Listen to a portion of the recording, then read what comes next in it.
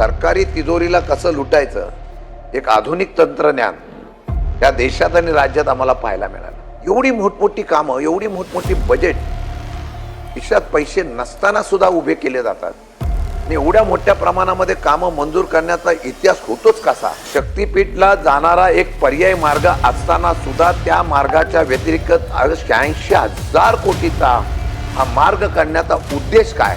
हल्ली राज्य दिल्ली चालवते का राज्य महाराष्ट्र राज्य चालवते याचा सुद्धा आता कधीतरी शोध घ्यावा लागेल. कर्जमाफी होईपर्यंत किती शेतकरी ज्या ते मृत्युमुखी पडतील, आत्महत्या करतील, त्याला जबाबदार कोण. मंत्र्यांनी सरकारने सांगून सुद्धा कर्ज वसुली करू नका सांगून सुद्धा कर्ज वसुली करण्याचा प्रयत्न होतो. म्हणजे सरकारचा धाक ना सहकार संस्थांवर ना बँकेवर ना कुठल्या याच्यावर राहिला होता. यावेळेला देवेंद्र फडणवीस मुख्यमंत्री झाले तेव्हापासून आजपर्यंत मला वाटतं दरवेळेला आपण राज्यमंत्री म्हणून आहात त्यावेळेला इतक्या पुरवण्या मागण्या कधी निघत नव्हत्या. 65,000 कोटी, 55,000 कोटी, 75,000 कोटी, 1,00,000 कोटी.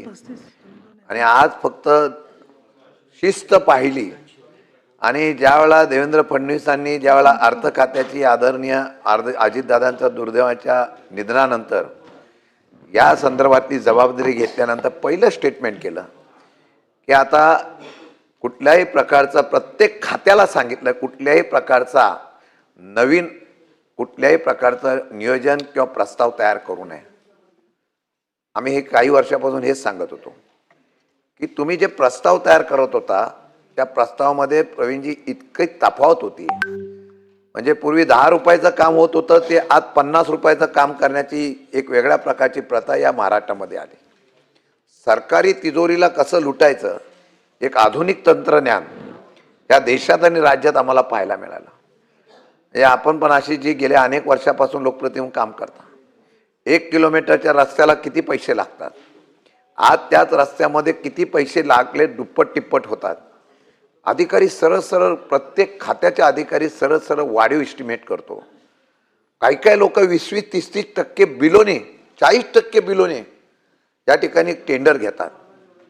आम्हाला प्रश्न असा पडतो की ह्या सर्व गोष्टीच्या माध्यमातून मग इंजिनियरचं असलेला सर्वे चुकला, त्यांनी तयार केलेलं एस्टिमेट चुकलं का या महाराष्ट्रामध्ये असलेल्या कामं मिळवण्याच्या संदर्भामध्ये कंत्राटदारामध्ये चढाओढीमुळे क्वालिटी संपली याचा शोध घेणं गरजेचं असल्यामुळे या सर्व गोष्टीमध्ये म्हणजे कोस्टल रोड करावा, वाहतूक वाढलेली आहे त्यामुळे एक्सपान्शन रोड करावे, मेट्रो करावी, यामध्ये कुठले दुमत नाही. पण कुठे मेट्रो असावी याला सुद्धा पत्ते असायला पाहिजे. या राज्यातल्या सगळ्या शहरामध्ये मेट्रो सुरू झाली करण्याबद्दल दुमत नाही, पण त्या मेट्रोतून किती लोक जातात, त्याचा खर्च किती झाला याचं ताळतंत्र निघालं नव्हतं.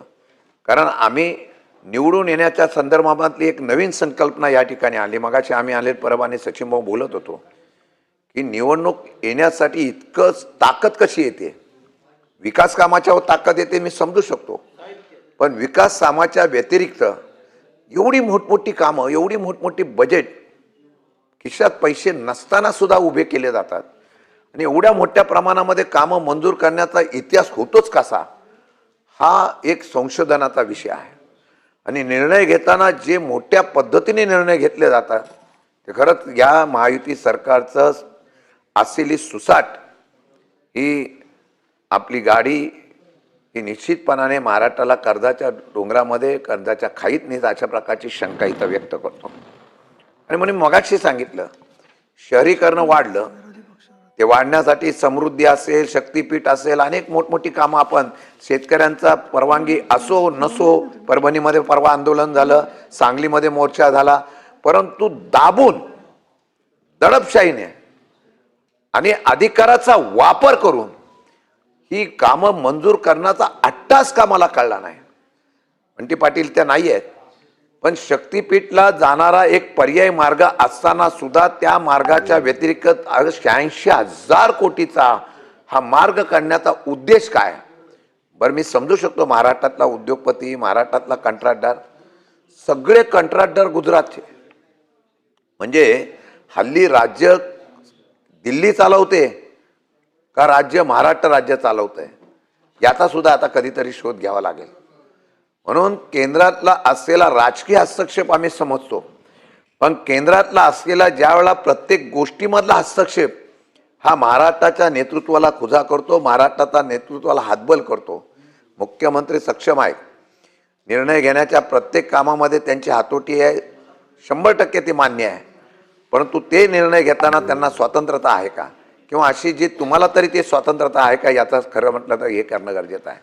आपण सांगितलं की बळीराजांच्यासाठी यायची आपण संकल्पना प्रवीण दरेकरांनी फार मोठ्या ह्याच्यामध्ये सांगितली.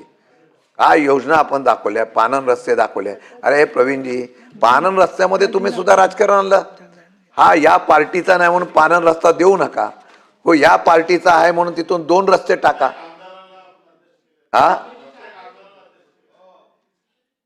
आपण जर आम्हाला दिलेला, मी उदाहरण देतो, असं नाही मी मोगम बोलत नाही, मी तुम्हाला सांगतो, आमदाराला तुम्ही दिले असतील, आम्हाला देत नाही, विरोधी पक्षाला देत नाही, नवीन प्रथा तुम्ही पाडलेली आहे. विरोधी पक्षाला 1 रुपया द्यायचा नाही हे ठरवलेलं आहे तुम्ही, आणि मंत्रीच सांगतात आमचं ठरलेलं आहे वरती, कोणालाही खाली पैसा द्यायचा नाही, विरोधकांना काय व्हायचं ते होऊन द्या. पण मी तुम्हाला सांगतो, मी बघितलं पानन रस्त्याला, अशी जी तुम्ही एखाद्या तुमच्या जागेतून पानन रस्ता एक दिला असेल तर दुसरा पानन रस्ता घ्यायला पाहिजे का? पण तो विरोधी पार्टीचा आहे, दुसरा पानन रस्ता द्यायला लावतात, अधिकाराचा गैरवापर होतो. प्रचंड प्रमाणामध्ये या सर्व गोष्टीतून अडचण निर्माण होते, सुद्धा तुम्हाला वस्तुस्थिती पाहायला मिळाली. आणि म्हणून या सर्व गोष्टीच्या माध्यमातून आपण सांगितलं की वेगवेगळ्या प्रकारचं गाळ महसूलने काम चांगलं केलं, हे मी कालही बोललो, आजही बोलतो. लोकांसाठी चांगला निर्णय कोणी घेतला असता तर एक खातं होतं, ते महसूल खातं, आणि चांगले चांगले निर्णय घेतले त्याचा कौतुक मी निश्चितपणाने करेल. आणि या सर्व गोष्टीमध्ये करत असताना मला साधे 5-6 प्रश्न शेतकऱ्यांच्या संदर्भातून आम्ही उपस्थित केले. त्यांनी सांगितलेल्या गोष्टीची तफावत सांगतो. आपण शेतकऱ्यांची कर्जमाफी म्हणून सांगतो. काल एकनाथ शिंदेने राज्यपालाच्या भाषणाच्या वेळेला सांगितलं होतं की आम्ही प्रस्ताव तयार करायला लावलेला आहे, योग्य वेळी कर्जमाफी करू. राज्यच कर्जामध्ये बुडलेला आहे, तुम्ही कर्जमाफी काय करणार आहे? तोपर्यंत दर महिन्याला जो अहवाल येतो त्यामध्ये किती शेतकरी आत्महत्या करतात त्याचा अभ्यास करा. म्हणजे अभ्यास करा एवढ्यासाठी म्हणतो की कर्जमाफी होईपर्यंत किती शेतकरी ज्या ते मृत्युमुखी पडतील, आत्महत्या करतील, त्याला जबाबदार कोण? हे शासन या असलेल्या सर्वाला जबाबदार आहे. म्हणून कर्जमाफीची आपण आश्वासन दिल्यामुळे मार्च पर्यंत काही लोकांनी पैसे भरले नाही की त्या असलेल्या बँका, त्या असलेल्या सोसायट्या त्यांच्याकडे व्याज लावून डबल पद्धतीने पैसे वसूल करतात. आणि अशा पद्धतीने वसूल करत असताना अतिवृष्टी झाली, अवकाळी झाली, काल परवा पडलेला परभणी लातूरला अवकाळी पावसामुळे शेतकरी उद्ध्वस्त झाला. आणि हा शेतकरी उद्ध्वस्त झाल्यानंतर त्याच्याकडून परत सावकारी पद्धतीने मंत्र्यांनी, सरकारने सांगून सुद्धा कर्ज वसुली करू नका सांगून सुद्धा कर्ज वसुली करण्याचा प्रयत्न होतो. म्हणजे सरकारचा धाक ना सहकार संस्थांवर, ना बँकेवर, ना कुठल्या याच्यावर राहिला होता. आजही अतिवृष्टी आणि अवकाळी पावसाच्या संदर्भातली नुकसान भरपाई मिळाली नाही, ही वस्तुस्थिती आहे. अनेक लोकांची आपल्या उत्तरामध्ये सांगावं, आपण सांगाल आम्ही इतके पैसे दिलेले आहेत, परंतु त्याच्या व्यतिरिक्त किती लोक राहिलेले आहेत, लाभार्थी असलेले किती लोक राहिलेले आहेत, त्यांना नुकसान भरपाई मिळाली नाही. याच्या बाबतीमधला खुलासा करणं फार गरजेचं आहे. आणि मला वाटतं तशा प्रकारचा आपण खुलासा कराल अशी अपेक्षा आहे. आणि पीक विमा कंपनीच्या बाबतीमध्ये म्हणजे मंत्र्यावर जर पीक विमा कंपनीच्या संदर्भामध्ये, मला तर खरं सभापती महोदय, कृषी खात्याचा मंत्रीच कोण खातं घ्यायला मागत नव्हता.